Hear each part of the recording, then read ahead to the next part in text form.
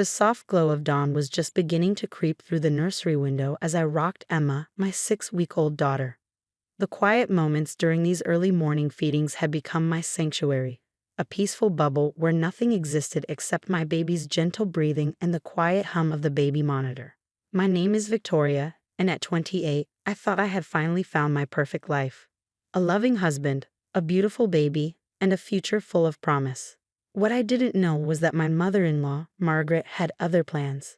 I heard the front door open downstairs, but I wasn't alarmed. Michael, my husband, often forgot things when he left for his early hospital shifts. The sound of footsteps on the stairs didn't immediately set off warning bells either. It wasn't until I heard the distinctive click of heels. Michael's running shoes never made that sound, that my heart started to race. The nursery door flew open with such force that it bounced against the wall, startling Emma, who began to cry. Margaret stood in the doorway, her normally perfectly coiffed hair disheveled, her expensive silk blouse wrinkled. But it was her eyes that terrified me, wild, almost feral, with an intensity I'd never seen before. "I know the truth," she snarled, taking a step into the room. "That baby isn't Michael's." I clutched Emma closer to my chest, my protective instincts firing on all cylinders. "Margaret, you're not making any sense. Of course she's Michael's. Don't lie to me." Her voice rose to a shriek. "I saw the messages on your phone when you left it at our house last week. All those texts to David. Planning meetings, talking about how much you missed him." My blood ran cold.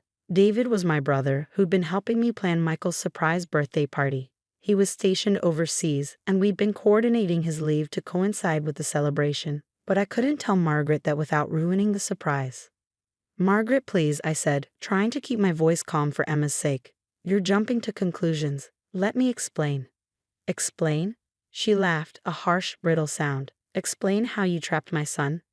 How you're passing off another man's child as his?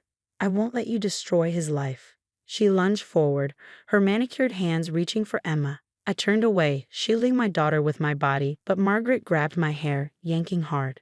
Emma's cries grew louder as I struggled to maintain my grip on her while fending off Margaret's attack.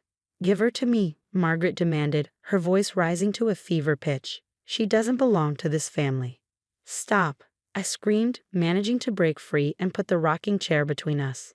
"You're going to hurt her."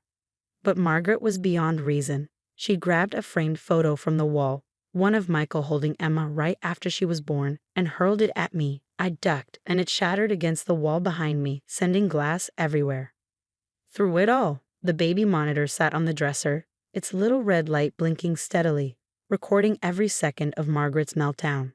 I'd installed the video monitor after Emma was born, the new mother in me wanting to watch her every breath. Now it was capturing something far more sinister.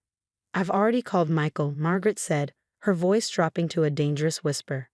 "He's on his way home, and when he sees those messages, when he knows what kind of woman he really married." My phone chose that moment to buzz on the dresser. Margaret snatched it up before I could reach it, her face twisting into a triumphant smile as she read the incoming message. "David again," she sneered. "Can't wait to surprise him. He's going to be so happy to see me." Well, well. More proof of your betrayal." I watched as she forwarded the message to Michael, her hands shaking with vindictive glee. What she didn't know was that she just sent my brother's message about his surprise visit to her own son. The sound of a car door slamming outside made us both freeze. Margaret's smile grew wider, more vicious. "That'll be Michael. Time for the truth to come out." Footsteps pounded up the stairs, and Michael burst into the nursery, still in his hospital scrubs. He took in the scene before him. The broken glass, his trembling wife and crying daughter, his mother standing there with my phone in her hand. "Mom," he said, his voice filled with confusion. "What are you doing here? What's going on?" "Michael," Margaret started, her voice honey-sweet now. "I have something to show you about your wife." "Before you show him anything," I said, my voice steadier than I felt.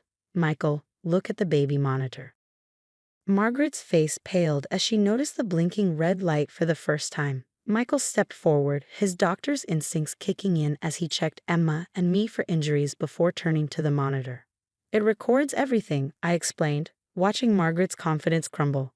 "Sound and video, for the last 20 minutes.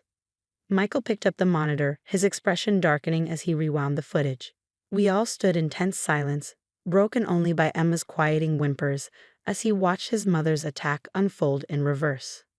"David is my brother," I said quietly. "He's flying in next week for your birthday. It was supposed to be a surprise." Michael's hands tightened around the monitor as he watched his mother throw the picture frame, heard her accusations, saw her grab my hair while I held our daughter. When he looked up, his face was a mask of controlled fury. "Get out," he said to Margaret, his voice ice cold. "Michael, sweetheart, you don't understand," Margaret began, reaching for his arm. "I was trying to protect you." "Protect me?" He jerked away from her touch. "By attacking my wife and endangering my daughter? By breaking into our house at dawn?" "I used my emergency key," she protested weakly. "And those messages are from her brother." Michael cut her off. "My brother-in-law, who I haven't seen since the wedding because he's been deployed. The brother who's coming to surprise me for my birthday, except you've ruined that now, too." Margaret's perfectly painted lips trembled. "But she's been so secretive, taking calls in other rooms, making plans behind your back." "Because it was a surprise party," I burst out, the stress of the morning finally overwhelming me. "We've been planning it for months. David arranged special leave, your other children were flying in, we booked your favorite restaurant." Michael's face softened as he looked at me, then hardened again as he turned back to his mother. "Give me your key." "What?" "Your emergency key. Give it to me, now." Margaret's hands shook as she opened her designer purse and pulled out her keyring. She removed our house key and held it out, letting it drop when neither of us moved to take it from her hand. "This isn't the first time, is it?" Michael asked, his voice quiet but intense. "The surprise visits, the questioning Victoria about everything, the comments about Emma's features not looking like mine." I watched as years of small cruelties flickered across my husband's face. Moments I'd told him about, incidents he dismissed as his mother being overprotective. Now, with the video evidence of her true nature burned into his mind, he was finally seeing the pattern. "I'm calling the police," he said, pulling out his phone. "No." Margaret's composed facade cracked completely. "You can't. What will people think? What about your father's position on the hospital board?" "You should have thought about that before you attacked my family," Michael replied, already dialing. "Victoria, take Emma to our room while I handle this." As I turned to leave, Margaret made one last desperate attempt. "She's turned you against me. Can't you see what she's doing to our family?" Michael's response was cut off by the 911 operator answering, but I heard him clearly describing the break-in and assault as I carried Emma upstairs. Through the baby monitor, which was still running, I could hear Margaret's protests turning to sobs as she realized the gravity of her actions. 20 minutes later, 2 police officers were taking statements in our living room. Margaret sat rigid on the edge of the sofa, her previous hysteria replaced by icy dignity as she answered their questions. The baby monitor footage had been downloaded to Michael's phone as evidence. "Mrs. Henderson," one officer said, "your daughter-in-law has the option to press charges for breaking and entering, assault, and endangering a minor. Do you understand the seriousness of these offenses?" Margaret's perfectly masqueraded eyes darted between Michael and me, searching for sympathy and finding none. "I was concerned for my son," she said stiffly. "I acted rashly, but with good intentions." "Good intentions." Michael's laugh was bitter. "You could have hurt Emma. You did hurt Victoria. All because you couldn't stand not being in control, couldn't bear that I had a life that didn't revolve around you." The officers exchanged glances, clearly used to family disputes, but perhaps not quite at this level of intensity. "Mrs. Henderson, please stand up. We're placing you under arrest." The weeks following Margaret's arrest were a blur of legal meetings and family drama. Michael's father, a respected surgeon, was mortified by the scandal. He alternated between begging us to drop the charges and apologizing profusely for his wife's behavior. Michael's siblings were divided. His sister supported us immediately after seeing the footage, while his brother accused me of orchestrating the whole thing to drive a wedge in the family. But Michael stood firm. "She could have hurt Emma," he would say whenever anyone suggested we let it go.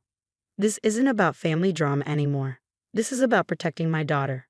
The preliminary hearing was set for a Tuesday morning. I sat in the courthouse, Emma sleeping peacefully in her carrier, as Margaret was led in.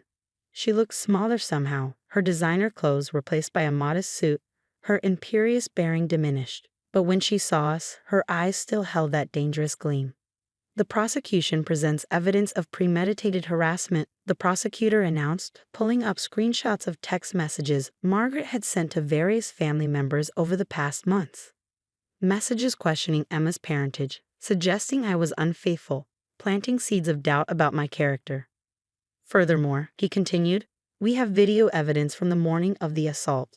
The baby monitor footage played on the courtroom screens. Watching it again made my stomach turn. Margaret's wild-eyed accusations, the violence of her actions, the sound of Emma crying.